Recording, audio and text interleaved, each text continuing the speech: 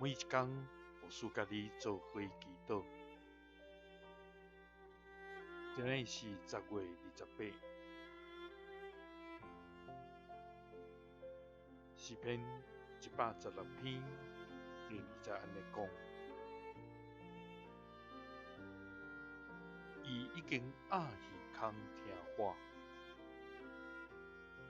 所以我一世人要求救伊。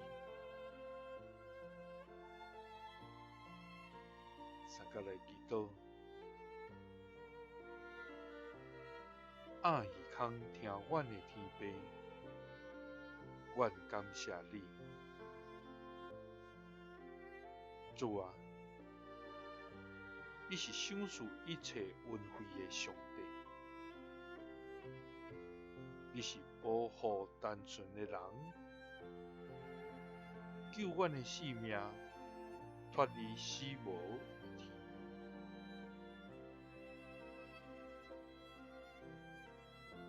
主啊，求你予阮安稳伫你的内面，因为你用大恩款待阮。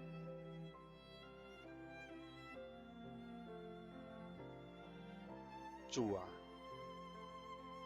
你用丰盛的慈爱救赎阮，脱离罪甲死的捆绑，予阮的目睭无阁流目屎，予阮的骹无阁跌倒，因为有你，阮就有永活的盼望。主啊，当黑暗永远大我，当患难忧苦填破，当心内的苦痛无人要听，总是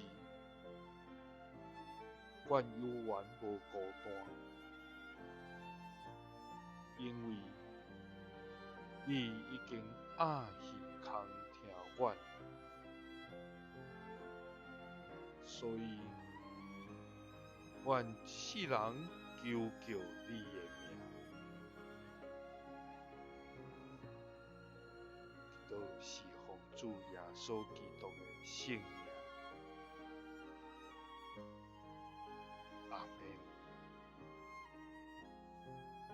感谢主，伊是暗耳孔听咱祈祷恳求的天父，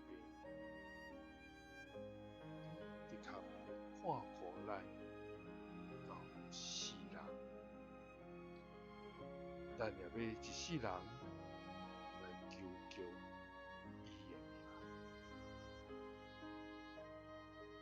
耶稣听